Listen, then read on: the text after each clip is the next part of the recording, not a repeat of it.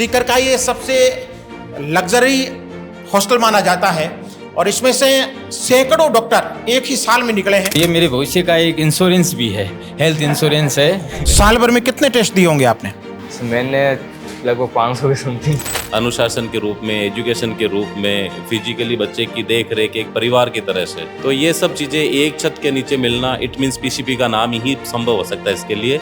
NEET exam बहुत easy है, यदि आपने लगातार पढ़ाई की है तो अच्छी रैंक आना कोई बड़ी बात नहीं। तो हिंदी मीडियम का बच्चे के बारे में अक्सर ये धारणा लोग बना लेते हैं कि हिंदी मीडियम का बच्चा एवरेज होता है, इंग्लिश मीडियम वाले ज़्यादा अच्छा कर पाते हैं। तो आप बस टर्म इंग्लिश में याद कर लो, बिल्कुल बिल्कुल, तो आपका आराम से हिंदी में कोई फर्क नहीं पड़ता उस चीज़ का, मीडियम का। नमस्कार, पीसीपी प्रिंस से मैं ओंकार मूंड।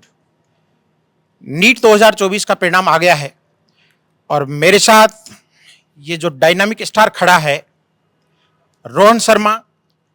आप रेण मेड़ता सिटी नागौर के रहने वाले हैं। हमारे साथ रोहन के पिताश्री राकेश जी शर्मा मौजूद हैं, आपकी मम्मी जी ममता जी शर्मा मौजूद हैं। इस समय हम उस जगह खड़े हैं जहां रह करके रोहन ने ये तपस्या की थी और ये बड़ा मुकाम हासिल किया है। तो इसके इंचार्ज हमारी बाजिया जी हमारे साथ हैं। तो आइए मैं दिखाता हूं कि उस जगह में क्या है जहां से रोहन ने नीट 2024 में 720 में से 715 नंबर ला करके पूरे नागौर को गौरवान्वित किया है, पूरे राजस्थान को गौरवान्वित किया है। तो ये पीसीपी का विद्यासागर हॉस्टल है, जैसा कि नाम से ही पता चल रहा है, विद्या का सागर। तो रोहन, आज आप विजिट करवाएं, हमेशा मैं विजिट कराता था, आप विजिट करवाएं। आपका कमरा कहाँ है इस हॉस्टल में? सीकर का ये सबसे लग्जरी हॉस्टल माना जाता है और इसमें से सैकड़ों डॉक्टर एक ही साल में निकले हैं।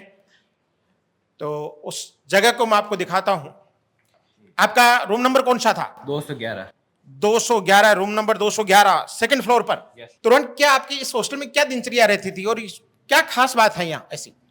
सर, यहाँ पे हम जैसे सुबह उठाने आते थे वार्डन, तो पहले एक बार आते थे, अगर ना उठे तो वापस चेक भी करते थे। हाँ। तो उससे आप सुबह जल्दी उठ सकते हैं। उठते आप सुबह कितनी बजे उठते थे? सुबह 5:30-6 बजे के आसपास। ठीक है। उसके बाद फ्रेश होके नाश्ता करने के लिए नीचे मेस में चले जाते थे। तो वहाँ से फ्री होके फिर सेल्फ स्टडी प्रोग्राम में, फिर लंच तक सेल्फ स्टडी करते। अच्छा। उसके बाद लंच करके अगर क्लास से हो तो क्लास से, बिल्कुल बिल्कुल, वापस सेल्फ स्टडी प्रोग्राम में लग जाए। तुरंत हर बच्चा चाहता है कि मैं 720 में से 720 लाऊं, 715 लाऊं, 710 लाऊं, लेकिन हर बच्चा ला नहीं पाता है। जो बच्चा ये नंबर लाता है उसकी क्या खास बात होती है आपके हिसाब से? एक तो कंसिस्टेंसी, हार्ड वर्क के साथ आपको स्मार्ट वर्क भी करना होगा। अच्छा। दोनों कॉम्बिनेशन होगा तभी अच्छी रैंक आ सकती है। ठीक है। उसके अलावा यार डिस्ट्रैक्शन के माहौल बहुत हो सकता है, लेकिन आपको एक जगह फोकस रहना है। अच्छा। डिस्ट्रैक्शन से दूर रहने का काम बिल्कुल सही रखा जाता था। यहाँ कोई डिस्ट्रैक्शन नहीं होता था, मोबाइल वगैरह बाहर घूमने, मोबाइल की परमिशन नहीं है? बिल्कुल नहीं है। तो घर पर बात कैसे करते थे? घर पे आप बूथ लगे हुए, कॉलिंग बूथ से हो जाते थे। ओके, कॉलिंग बूथ लगे हुए हैं। तो आपके फ्लोर पर फाइनली हम आ गए हैं और उस रूम के साथ रोहन की बहुत सारी अच्छी यादें जुड़ी हुई होंगी। Room number 211। तो चलिए रोहन बाबू, अपना कमरा दिखाइए हमें। तो ये वो कमरा है हॉस्टल का। बिल्कुल। पहले यहाँ बेड था मेरा। अच्छा। उस साइड चेयर रखी हुई थी। ठीक है।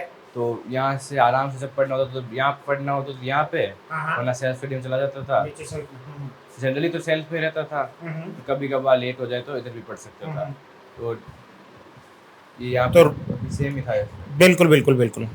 ये वो आपकी वो टेबल है जिस पर बैठ करके आप पढ़ते थे और मेरे ख्याल से किताबों का ढेर लगा रहता होगा। हालांकि अभी इसमें दूसरा बच्चा शिफ्ट हो गया है, लेकिन रोहन की यादें इस कमरे से बहुत अच्छी जुड़ी हुई हैं।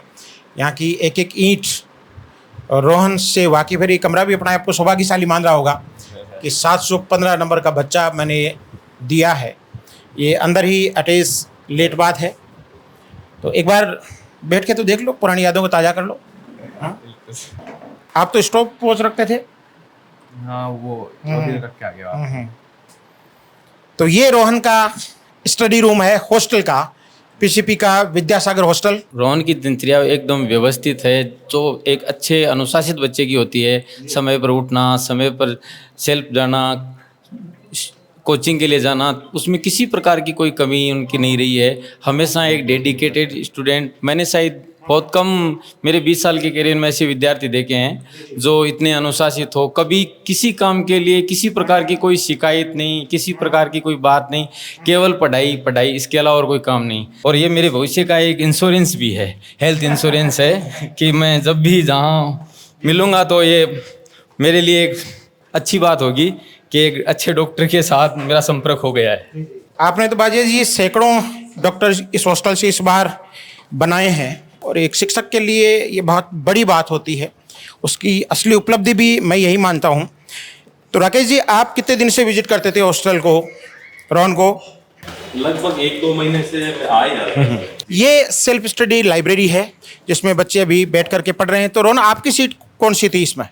मैं जनरली यहाँ बैठता था। अच्छा, यहाँ? बिल्कुल बिल्कुल। तो बच्चों, एक बार जोरदार तालियों के साथ रोहन भैया का स्वागत करो। तो ये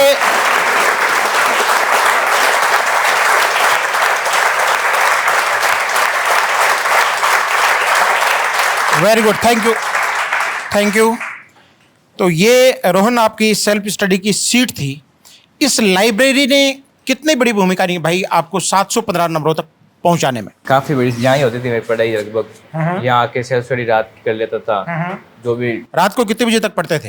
रात को से 11-12 इसके बीच में। तो ये बच्चे जो इनमें से कुछ 2025 के एस्पायरेंट्स हैं, कुछ 2026 के एस्पायरेंट्स हैं, तो इनको क्या कहना चाहेंगे? कोई वो 3-4 चीज़ें जिन्होंने रोहन को रोहन बनाया, क्योंकि अब इनमें से हर बच्चा रोहन शर्मा बनना चाहेगा। हाँ, वही मैंने बोला था, हर बार बोलता हूँ, जो कंसिस्टेंसी, हार्ड वर्क और रेगुलरिटी और टेस्ट को एनालिसिस करना तो सबसे ज़्यादा इम्पोर्टेंट। साल भर में कितने टेस्ट दिए होंगे आपने? मैंने लगभग 500 की सुनती। आप भी शिक्षिका हैं, तो रोहन की फेवरेट डाइट क्या थी? आप क्या, क्यों 2 साल बाद ये आपके पास गया है, 2 साल ये यहाँ पीसीपी की दाल के भरोसे रहा, और ये पीसीपी की दाल का ही कमाल है कि 715 नंबर ये ला पाया। तो आपके हाथ का क्या बना हुआ इसको ज़्यादा पसंद था? जब भी छुट्टियों में घर जाता था, किस चीज़ की डिमांड करता था? सबसे पहले दाल बाटी दाल बाटी और आलू के पराठे, हाँ हाँ, इडली, वप्पम, और बाजरी का सोगरा नहीं? बाजरी सोगरा पसंद है। और क्या पसंद है? कड्डी के साथ बोला। कड्डी सोगरा। कड्डी और सोगरा चूर के आते सर। चूर के खाते थे। और मेस में? मेस में भी चूर के खाते थे? मेस में नहीं सर, जो ऐसे खाता था मेस में चूर का। यहाँ प्रोफेशनल हो जाते थे और घर पर बिल्कुल देसी। दिल कर रहा है। तो आप बताएं राकेश जी, और क्या कहना चाहेंगे? पीसीपी की पूरी टीम को बहुत बहुत धन्यवाद, जिन्होंने एक हीरे को तराशा है और बहुत ही हर तरीके से देखा जाए तो अनुशासन के रूप में, एजुकेशन के रूप में, फिजिकली बच्चे की देख रेख एक परिवार की तरह से, तो ये सब चीज़ें एक छत के नीचे मिलना, इट मीन्स पीसीपी का नाम ही संभव हो सकता है इसके लिए। तो पुणे में बहुत बहुत पूरी पीसीपी टीम को धन्यवाद देना चाहता हूँ। इसी प्रकार आप बच्चों की तरफ ध्यान दें और निखारें और नए नए डॉक्टर ऊंची रैंक के साथ प्रदान करें। बहुत बहुत आभार, बहुत बहुत धन्यवाद। Thank you sir. कहते हैं कि अगर हीरे की चमक रखता है तो मुझसे अंधेरे में मिल, रोशनी में तो कांच के टुकड़े भी चमकते हुए दिखाई देते हैं। एक छोटे से गांव का बच्चा, एक शिक्षक का बेटा जब इतना बड़ा अचीवमेंट हासिल करता है, सबका ध्यान अपनी ओर खींचता है, तो मन में सुकून मिलता है, खुशी होती है। रोहन भी गांव की गोधूली का हीरा है, गड़ा हुआ मतीरा जिसको कह सकते हैं, और नीट जैसे बड़े और प्रतिष्ठित एग्जाम में अपने कॉन्फिडेंस लेवल को बनाए रखते हुए आपने बड़ा अचीवमेंट हासिल किया है। तो कभी हॉस्टल में खिंचाई भी हुई है रोहन? नहीं सर, ऐसे कभी मौका ही नहीं दिया आपने? बिल्कुल नहीं सर। चलिए, तो अभी एक सेंटेंस जो आप नीट की तैयारी करने वाले बच्चों को कहना चाहेंगे? यही है कि नीट का एग्ज़ाम बहुत इजी है। यदि आपने लगातार पढ़ाई की है तो अच्छी रैंक आना कोई बड़ी बात नहीं होगी। पर आपको कुछ बच्चे ऐसा होता है कि स्टार्टिंग में तो लगातार काफ़ी पढ़ रहे हैं, रात को पढ़ रहे हैं पूरे दिन में, लेकिन धीरे धीरे बाद में उनका फिर मन ही नहीं करता पढ़ने का। तो मैं कहना चाहूँगा कि आप धीरे धीरे स्टार्ट करें, लो लेवल से हाई की तरफ जाए, तो उससे आपको कंटिन्यू पढ़ पाओगे, फिर आप बिल्कुल लेवल पे कांस्टेंट हो जाओगे, तो वो आपको काफ़ी ज़्यादा फायदा मंद होगा। तो रोहन, आपने तो ये कमाल, ये करिश्मा 12th के साथ ही कर दिखाया। जी सर। 12वीं में भी आपने इसी साल किया है और बोर्ड में भी आपके 94.40% हैं। फाउंडेशन की तैयारी करने वाले बच्चे अक्सर कहते हैं कि कोचिंगों में 10th से 12th में नंबर गिर जाते हैं, डिक्रीज हो जाते हैं। आपके तो बोर्ड में भी 94.40%, नीट में 715 अंक। क्या कहना चाहेंगे आप? वही होता है, कुछ बड़े बच्चे बोर्ड का बहुत ज़्यादा प्रेशर ले लेते हैं, तो उस चक्कर में वो नीट को अवॉइड करते हैं कि बाद में कर लेंगे, बाद में कर लेंगे। लेकिन अगर आप नीट पे ध्यान दोगे तो बोर्ड का आराम से हो सकता है। और हिंदी इंग्लिश आपको 4-5 दिन में भी आप कर सकते हो कवर आसानी से, अगर आप ध्यान से पढ़ो उसको। तो मैंने ऐसे ही किया था, 4-5 दिन हिंदी इंग्लिश में दिए थे, बाकी अपने नीट के उस टाइम टेस्ट भी चल रही थी, तो टेस्ट भी देता था, उसका सिलेबस कवर करता था, बोर्ड का एग्जाम देके आके वापस टेस्ट होते थे, बस यही चल रहा था।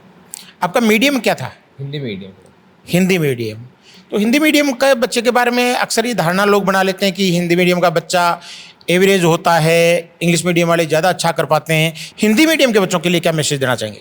हिंदी मीडियम ऐसा कोई फर्क नहीं पड़ता। यदि आप हिंदी मीडियम के हो तो आप बस पढ़ते रहो, बस कुछ है कि आपको टर्म इंग्लिश में याद करनी पड़ती है, क्योंकि एनटीए वो मानता नहीं है हिंदी में गलत छप गया तो आप बस टर्म इंग्लिश में याद कर लो। बिल्कुल बिल्कुल। तो आपका आराम से हिंदी में कोई फर्क नहीं पड़ता उस चीज़ का, मीडियम का। तो 10th में कितनी परसेंट थी रोहन आपकी? 10th में 93.5। तो 93% 10th में थी। 12th में लोग कह रहे फाउंडेशन के साथ नंबर घटते हैं, आपने तो नंबर बढ़ाए हैं बोर्ड में भी। हाँ सर। अब आगे जाकर के कैसे डॉक्टर बनना पसंद करेंगे?